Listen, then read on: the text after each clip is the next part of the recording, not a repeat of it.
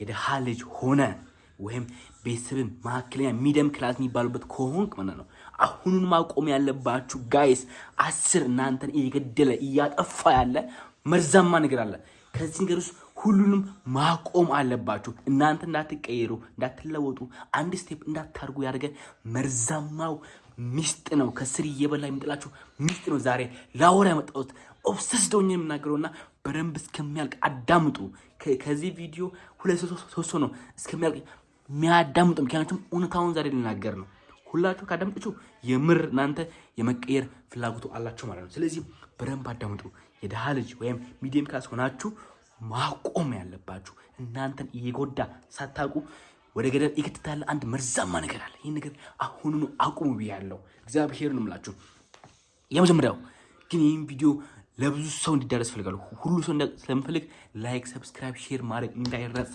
ብዙ ሼር፣ ብዙ ሰብስክራይብ እጠብቃለሁ። አድርጉልኝ እሺ፣ እንዳይረሳ።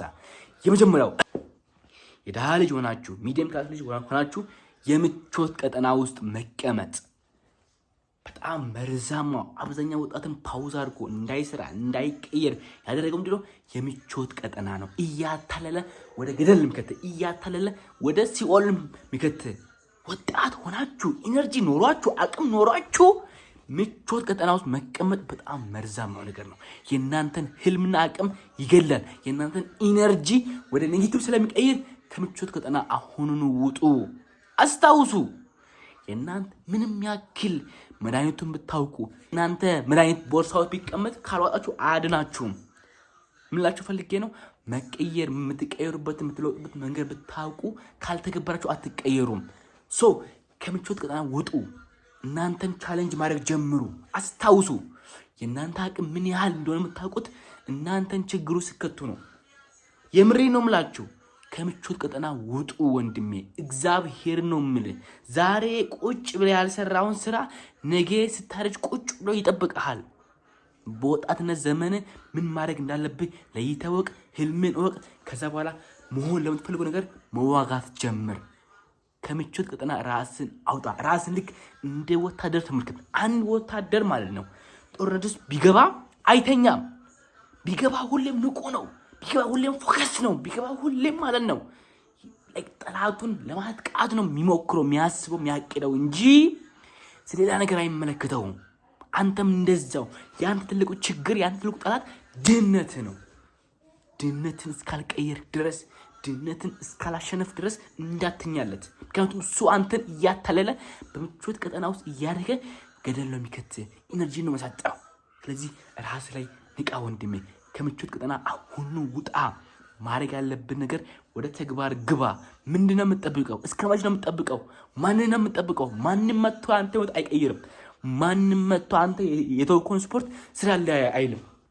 አስታውስ፣ አንተ ጡንቻ እንድታወጣ ማንም መጥቶ ስፖርቱን አይሰራልህም። አንተ ሚስት እንድታገባ ማንም መጥቶ ሚስት ማረጥልህም። አንተ ሀብታም እንድትሆን ማንም መጥቶ አንተን ስራ አይሰራልህም። ሰማኝ ነው። ስለዚህ የራስን ነገር ሪስክ ቴከር ሆነ መስራት ጀምር፣ መቀየር ጀምር፣ ራስን ዴቨሎፕ ማድረግ ጀምር እንጂ የምቾት ቀጠና ውስጥ በፍጹም መቀመጥ የለባችሁ። እግዚአብሔርን ነው የምላችሁ። ይህን ቪዲዮ በደንብ ሼር፣ በደንብ ላይክ፣ በደንብ ሰብስክራይብ ማድረግ እንዳይረሳ። ብዙ ወጣት እንዴት ማለት ስለምፈልግ ማለት ነው። ስለዚህ እየገደለ ያለ ትልቁ መርዝ በሽታ የምቾት ቀጠና ነው። ራስን ማሰቃየት ጀምር። ሁለተኛው ፍርሃት። በተለይ ደግሞ ሚዲየም ክላስ ላይ ከሆንክ ፋሚሊዎች ትንሽ ገንዘብ ካላቸው ወይም ትንሽ ሆነ ካላቸው ወይም ድሃ ከሆኑ ፍርሃት ይይዛል። የሆነ ትንሽ ክብር አለ እናንተ ጋር። ያን ክብር መስበር ጀምር። ያ ክብር አሁን ያለህበት ህይወት፣ አሁን ያለህበት ቦታ፣ አሁን ያለበት ነገር ላይ ያደረሰ። ስለዚህ ያን ክብር ስበረው። ሰማኝ። ምንድነው የሚያስፈራ? መውደቅ ነው። ሁሉም ሰው ይወርቃል፣ ትነሳለህ። ምንድነው የሚያስፈራ? መክሰር ነው። ከኪሳራ በኋላ ትርፋለህ፣ ታተርፋለህ። ምንድነው የሚያስፈራ? መሞት ነው። አንድ ቀን መሞት አይቀርም፣ ተሰናበታለህ ዓለም። ስለዚህ የሚያስፈራን ነገር አድርገው። አስታውሱ፣ ያንተ በረከት፣ ያንተ ስኬት፣ ያንተ ልዩ ነገር የምታለመው ህልም በሙሉ ያለው ከፍርሃት በስተጀርባ ነው። ፍርሃት ማለት የሰይጣን ቀንበር ነው። አንድ ወጣት፣ አንድ ሰው እንዳይሰራ እንዳይቀየር ሰይጣን ሲፈልግ፣ ምቀኛ ሲሆንበት ፍርሃት የሚባል የማይታየው የአእምሮ ስሜት ይልክበታል። ከዛ በኋላ እንዲያርጉ አስቀምጧል። ህይወቱን በሙሉ በሰቀቀን እንዲኖር አድርገዋል። ሰማኝ። ስለዚህ ፍርሃትን አትፍራው፣ ፍርሃትን ተጋፍጠው። ያ የምትፈራው ነገር ያንተ በረከት ነው። ምክንያቱም ከዚህ በፊት አድርጋ አታቆም፣ አይታ አታቆም፣ ሰርታ አታቆም። ስለዚህ ያንተ ትልቅ ህይወት የሚቀየርበት ቦታ በፍርሃት ውስጥ ነው ያለው። ስለዚህ ያ የምትፈራው ነገር ሂድ አድርግ። ሰው ማለት ነው ሂድና አውራ። ምን እንዳይፈጠር ነው? ተዋረዳ እንዴ እኮ ተማላለህ። ከዛ በኋላ ምንድነው? ሂድ ግባበት፣ አድርግ፣ ተዋጋ፣ ታዋለ። ግን ለፍርሃት እንዳትበረክክለት። አእምሮ አውቆ ይላል። ሸዳውን ቁጭ ትላለህ፣ ሜዲቴት ታደርጋለህ። ከዛ በኋላ አእምሮን ከቦዲ ጋር እኩል እንዲራመድ ታደርጋለህ። እንዲፈጥን አታድርገው። ከፈጠነ ነው ፍርሃት የሚስበው። ቁጭ ጋር እንዴት ካለከው ፍርሃትን ማሸነፍ ትችላለህ። ፍርሃትን ነው ያንተ ትልቁ ጠላት። ሶስተኛው ሰው ምን ይለኛል? ይህን ስራ ብሰራ፣ ይህን ልብስ ብለብስ፣ እንትና ጋር ብሄድ፣ እንደዚህ አይነት ቦታ በወጣ፣ እንደዚህ አይነት ሰው ብሆን፣ ወይኔ ሰው ምን ይለኛል? ወይኔ ተዋረድኩኝ። ሰው ልንገርህ ገደል ይግባ። ምክንያቱም ስትቸገር ማን ነው የደረሰልህ? ስታጣ ማን ነው የመጣልህ? ስታለቅስ ማን ነው መጥቶ እንባህን ያበሰልህ? ንገረኝ ወንድሜ። አሁን ላይ ገንዘብ አታንታ ስትቸገር ማን ነው እንካ ብሎ የሰጠ? ማንም አይደለም። ሲጀመር አእምሮ የተፈጠረው ለሰርቫይቫል ስለሆነ ሪስክ መውሰድ አይፈልግም። ለዛ ነው ሰው ምን ይለኛል የሚል ሀሳብ አንተ ላይ የሚለቅብ እንጂ ሰው ምንም አይልም። ሲጀመር ሰው ጊዜ አጥቶ ስለአንተ ምንም አያስብም። ሁሉም ሰው ቤት ኪራይ አለበት፣ ስራ አለበት፣ ትዳር፣ ህይወት ሁሉም ያለ ነው። ስለአንተ የሚጨነቅ ማንም የለም። ግን አእምሮ ሙድ ያዘብን። አንተን አታውቅም። ሰው ያለውን ይበል። ሰው በሰራም ያወራል፣ ባሰራም ያወራባል። ስለዚህ ሰው የሚለውን ነገር መስማት አቁምና ህልምን፣ አላማን መስማት ጀምር። በአንተ ውስጥ ያለውን ልቦናን ማዳመጥ ጀምር። እግዚአብሔር በአንተ ውስጥ ያስቀምጠውን ትልቁን በረከት መከተል ጀምር። ሰው ምን ይለኛል ማለት ከሰው ኋላ ያስቀራል። እግዚአብሔር ነው የምልህ። ነገ ትቆጫለህ፣ ታለቅሳለህ፣ ትጸጸታለህ። ስለዚህ ሰው ምን ይለኛል የሚለውን ሰንሰለቱን ብሬክ አድርግ፣ ስበረው። አሊያ ይሰባብራል፣ አሊያ ሽባ ያደርጋል፣ አሊያ ከቤት አትወጣም። ምክንያቱም ሰው ምን ይለኛል ያልክ ነዋ። እንደውም ሰው ምን እንደሚል ሆና ብለህ መሳ ጀምር። ሰው እንዲል አድርገህ ማለት ነው። እንደውም አነጋጋሪውን፣ እንደውም የሰው አፍ ውስጥ ግባ፣ እንደውም ታይ። የምሬ ነው የምልህ። ያ ነው በረከቱ። ዳትስ ዋይ ሰው ምን ይለኛል አላማህን የገደለ አንተን የገደለ ከምቾት ቀጠና ወደ ሲኦል የሚከት። ስለዚህ ሰው ምን ይለኛልን አሁኑን ቅበረው ወንድሜ። ይሄ 21ኛው ክፍለ ዘመን ነው። ይሄ 21ኛው ክፍለ ዘመን። ስለዚህ በዚህኛው ስትራቴጂ መሄድ ያለበት ሰው ምን ይለኛልን መስበር አለበት። አስታውስ፣ ሰው ከምን ይለኛል ከሚል በስተጀርባ ነው አንተ ሁሉ ነገር ያለው። ስበሪያዋን ነገር። ሌላኛው ወደ አራተኛው እንሸጋገር። አራተኛው ደግሞ ጊዜን በአግባቡ አለመጠቀም፣ ጊዜ አባካኝ መሆን፣ ያለ ቅድ ያለ ፕላን ዝም ብሎ መኖር፣ ዋዳር እንዳለው ዛፍ እዛም እዚህ መሆን። ይህ በጣም መርዛማ ነገር ነው። እግዚአብሔር ነው የምልህ በዓላማ ልትኖር ይገባል። አስታውስ፣ እንኳን ሌላው ይቅርና እዚህ ምድር ላይ እንኳን የምንኖረው እድሜ ማለት ነው የተገደበ ሊሚት ያለው።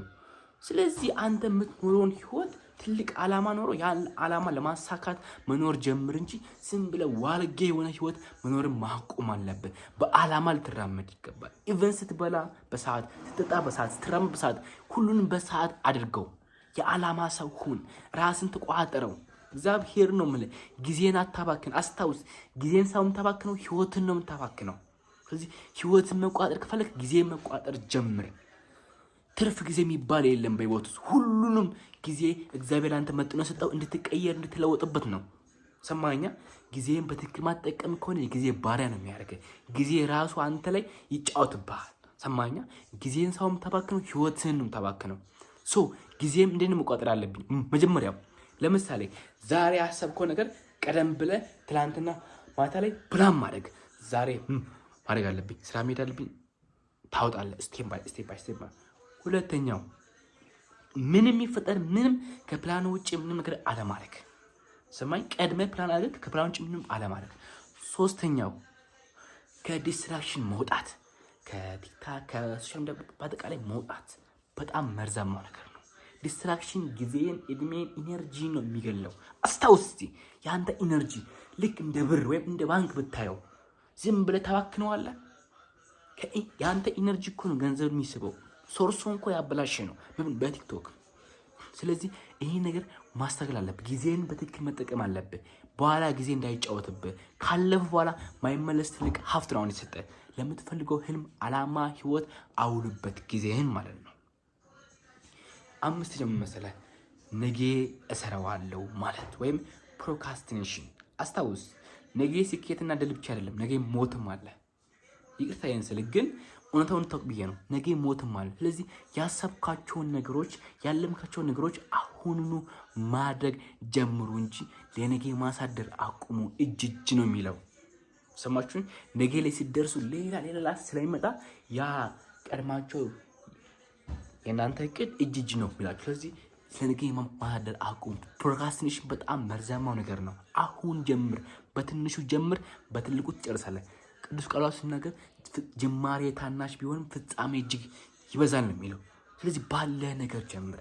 ባለ እውቀት፣ ባለ ገንዘብ፣ ባለ ስኪል፣ ባለ ጓደኛ፣ ባለ ነገር በሙሉ አሁን ጀምር። አሁን ጀምር እኮ አሁን አታሳካውም። ቀስ በቀስ ትማራለህ። አሁን የምትማርበት ነው ጀምረን የምትማርበት።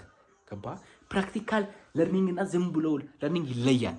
ስለዚህ ጀምረ ተማር። ከምኑ ከቢዝነሱ ከስራው ተማር። እየወደቅ ተማር፣ እያጣ ተማር፣ የከሰር ተማር። የሆነ ጊዜ ላይ ሲደርስ ምክንያቱም አሁን ላይ የሰበሰብከው ፕራክቲካል የሆነ እውቀት አለ። ስለዚህ ፕሮካስቲኔሽን ማድረግ ማቆም አለብህ። ህይወትን እየመረዘ ይገድላለው ፕሮካስቲኔሽን ነው። አሁን ጀምር። እስቲ አሁን ጀምር። ምን እንዳይመጣ ነው? ፍርሃት ነው። ፍርሃትን ቅድም ብያለሁ። ፍርሃትን ሳይገለው ግደለው። አሊያ ነገ ላይ እድሜና ዘመንን በልቶ ከሰው ኋላ የሚያስቀርብ ሰማኛ። ስለዚህ አሁን ጀምር። አሁን እንዳትጀምር የያዘ ምንድን ነው? ቅድም ብያለሁ በትንሹ ጀምር ነው ያልኩ። ሁሉ ነገር እስኪሟላ እጠብቃለሁ ማለት ዘበት ነው፣ ውሸት ነው። ሰማኝ። ሁሉ ነገር ሞልቶ ማያውቅም፣ ተሟልቶ ማያውቅም። ህይወት ነው ይሄ። ገባ? አንድ በአንድ እየሄድክ እያሳካ እየሞከርክ ነው የምታሳካው እንጂ ሁሉ በአንዴ አይሟላም። ሁሉ በአንዴ አይሳካም። ሁሉ ሲሞላ አይጀምርም። እስቲ የትኛው ሰው ነው ሁሉ ተሟልቶ ልጅ የጀመረው? ንገረኝ እስቲ። አየህ፣ ሁሉም ሰው ቀስ በቀስ ነው ጀምሮ ቀስ በቀስ ነው የጀመረው እንጂ ሁሉ ተሟልቶ መቼም ይሄ ውሸት ነው። አእምሮ ሪስክ ላለመወሰድ የሚፈጥረው ውሸት ነው። ሙድ ያዘብህ ነው። ይህን ልትረዳው ይገባል። እግዚአብሔርን ነው የምልህ። ከአእምሮ እስር ቤት ውጣ። አእምሮ ከያዘበት ቀንበር ውጣ። ከፍርሃት ቀንበር ውጣ። ይችን ዓለም በነፃነት ማየት መመልከት ጀምር። ራስ ላይ መስራት ሲጀምር ነው መቀየር የሚችለው። ራስ ላይ የምትሰራው ደግሞ ጊዜን በትክክል መጠቀምና ዛሬ ነገ ማለት አቁመ አሁን መወሰን ሲጀምር ነው። ይኖራም ሴት ነገ ትሞታለህ። that's finished አለቀ። ጌም ኦቨር ነው። ከሞትክ በኋላ ማለት ጥቅም የለውም። አሁን በህይወት ያለው ምን ማድረግ አለብኝ? ነይኳ አጎቴ ኩፕሪስ ነይኳ ተዋቸው። ሚስጥ እኮ ነው ማሽጥ እኮ ነው ተዋቸው። አንተ ግን ህይወት አለ፣ ኢነርጂ፣ ሀሳብ፣ አቅም፣ አእምሮ አለ። ሰማኝ። ስለዚህ በዚህ ጋር ተጠቅመህ የምትፈልገው ነገር ማሳካት ትችላለህ። ግን ራስን ፕሮካስቲኔት ካደረግ ኢነርጂ ፓውዝ ይሆናል። መንቀሳቀስ አትችልም። ድብር ድክም ያስጠላል ትላለህ። ግን ኖ ዌይ፣ ማንም መጥቶ አያግዘኝም፣ ማንም መጥቶ አይረዳኝም፣ ማንም መጥቶ ካለሁበት አያወጣኝም። ስለዚህ አሁኑ መጀመሪያ አለብኝ ስፖርቱን፣ አሁኑ መጀመሪያ አለብኝ መጽሐፉን፣ አሁኑ መጀመሪያ አለብኝ ቢዝነሱን፣ አሁኑ መጀመሪያ አለብኝ ሰዎችን ማዋራት ብለህ ከተነሳ ማንም አያስቆምህም። ልንገርህ። ስለዚህ አሁን በአሁኑ ውስጥ መኖር ጀምር። ፓወር ኦፍ ናው። አሁን ነው ጊዜው ያለው። ነገ የእግዚአብሔር ነው የኛ አይደለም። አሁን ጀምር። የምትፈልገውን ህልም፣ የምትፈልገውን ዓላማ፣ የምትፈልገውን ራዕይ አሁን መስራት አሁን ጀምር። ነገ ላይ ሰው ማይደርስበት ስኬት ትደርሳለህ። የስኬት ጣሪያ ፈንቅለህ ትሄዳለህ። አሁን ከጀመርክ ነገ ዛሬ የምትል ከሆነ እመኔ መቼም አትጀምርም። ሰማኝ። ስለዚህ አሁን ነው ጊዜው። አሁን ጀምር። ሌላኛው 6ኛው እኔ ድሃ ነኝ ብሎ ማሰብ።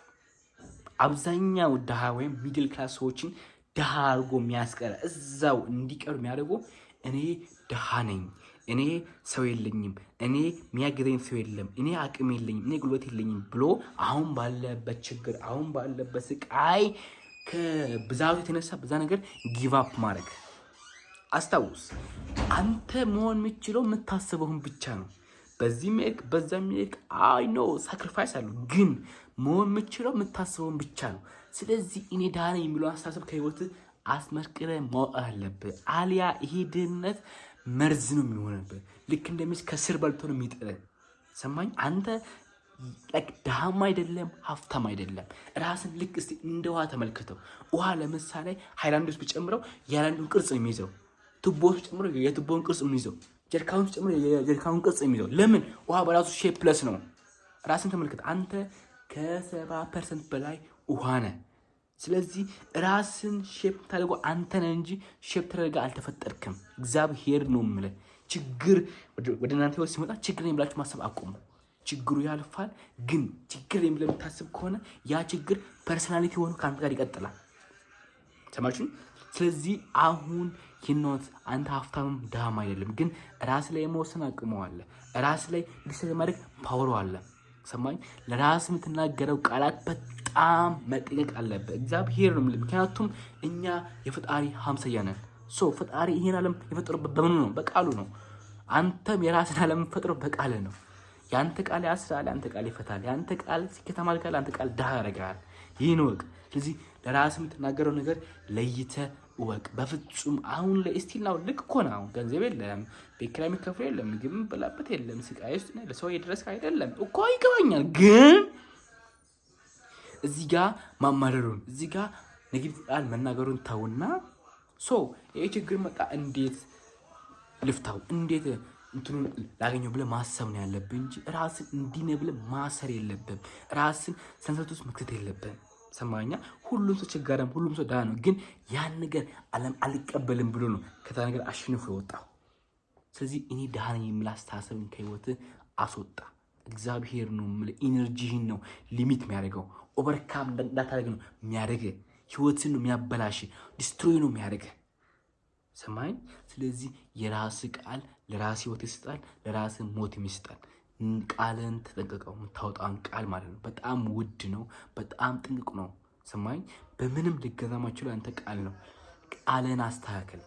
አንተ ድሃም አይደለም ሀብታም አይደለም። ራስን በምትፈልገው መንገድ እየቀረስክ ነው። ሰማኝ። አንተ ሞት የምትፈልገው የምታስበውን ሳይሆን ያመንከውን ነው። እግዚአብሔር ነው። ስለዚህ ይህን ነገር ማድረግ አቁም። የመጨረሻው ደግሞ መጠራጠር።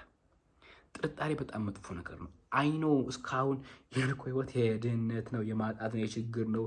በጣም ደባሪ የሆነ ቡሊ የሆነ ህይወት ነው ያልኩ። ግን ከዚህ በኋላ አሪፍ ህይወት እኖራለሁ ብለህ ድሪም ካለ ስትጽፍ የሆነ ኢማጂን ስታደርግ ስታለም ስታቅድ ምናምን የሚሆን አይመስልህም።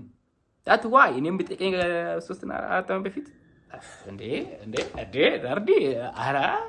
እንዴ ውሸት ነው የምልህ።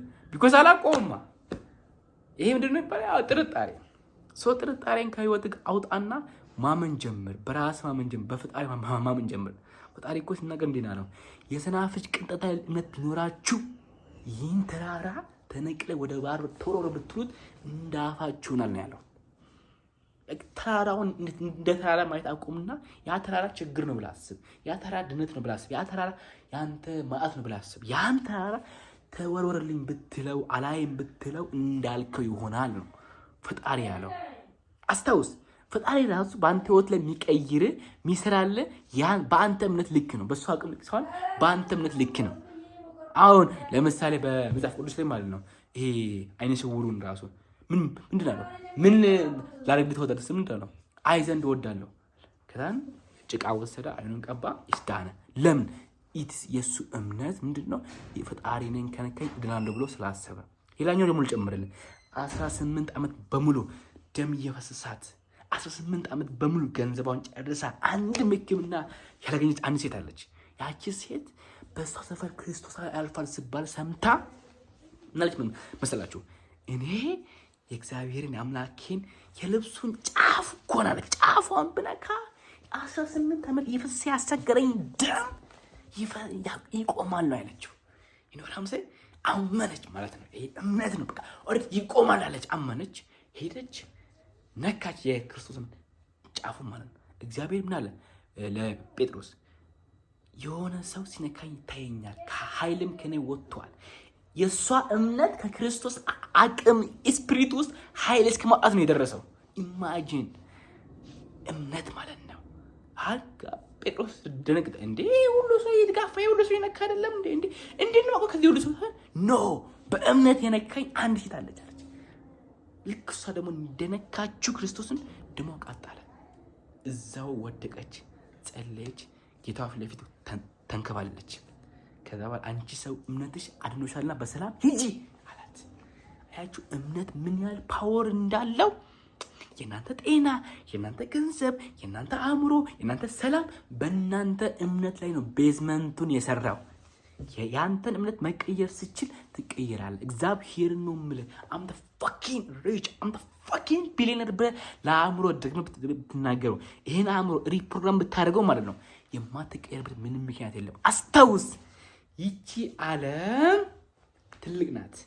የሰው ልጅ ግን የሚኖረው በዓለም ውስጥ ሳይሆን በአእምሮ ውስጥ ነው። ራሱ በሰራው ሀሳብ ውስጥ፣ ራሱ በሰራው ስሜት ውስጥ፣ ራሱ በሰራው ልማድ ውስጥ ነው የሚኖረው የሰው ልጅ ማለት ነው።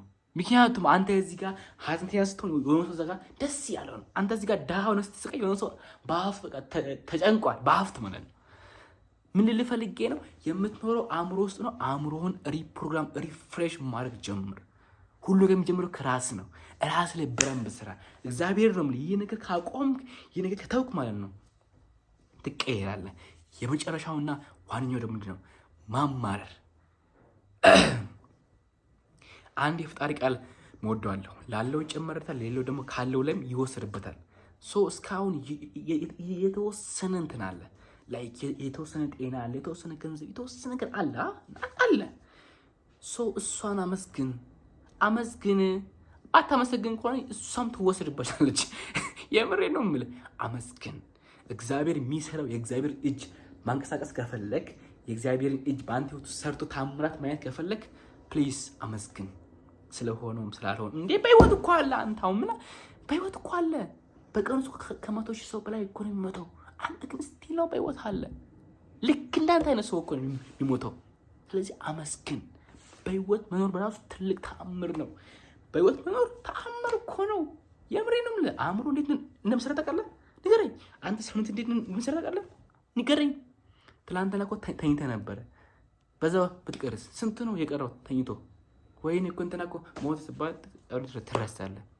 ምን ልፈልጌ ነው? አመስግን። አሁን ያለህበት ህይወት ለሆነ ሰው ህልሙ ነው። አስታውስ። አሁን ያለች ትንሿ ገንዘብ ላጣ ህልሙ ነው። አሁን ያለ ቤተሰብ ካለ ቤተሰብ ላጣ ህልሙ ነው። ትንሽዋ ቤት የምትማር ቤት ማለት ቤት ላጣ ህልሙ ነው። አመስግን። እስቲ ነው ችግር ውስጥ ነው። አመስግን። ስታመሰግን ካንተ ሰይጣን ይርቃል፣ ደማን ይርቃል፣ የጋሪ ስብዱ ወደ አንተ ይመጣል፣ በረከት ይጨምራል፣ ሀብት ይጨምራል፣ ጤና የምትፈልገው ነገር በምን በምስጋና እንኳን ያለው ይቀርና የባቢሎን ግንብ እንኳን የፈረሰው በምስጋና it is great attitude። ስታመሰግን ነው ነገሮችን የምትፈታበት እንትኑን ሶሉሽኑን የምታገኘው ማለት ነው። ስለዚህ ማታመሰግን ከሆነ እዛው የምትቀምጠው እዛው ማለት ነው። አይባረክም እግዚአብሔር። ለምን አታመሰግንማ? ምክንያቱም አሁን ላይ ያለህበት ህይወት የሆነ ጊዜ ስትጸልይና ስትመኘው ነበር። አሁን ስትደርሰው ምን ጣልጣል አረቀው ታውቀው ናከው። ለምን ደረስከው? ለዛ። ስለዚህ ነገ የምታስበው ህልም ላይ፣ አላማ ላይ፣ ራዕይ ላይ ትደርሳለህ። ግን አሁን ባለ አመስግን። ምክንያቱም ነገ የምትደርሰው በህይወት ስትኖር ብቻ ነው። ስለዚህ አሁን በህይወት አለ፣ አመስግን ፈጣሪ ማለት ነው። አታሳጣው ምስጋና። እግዚአብሔር ነው የምልህ።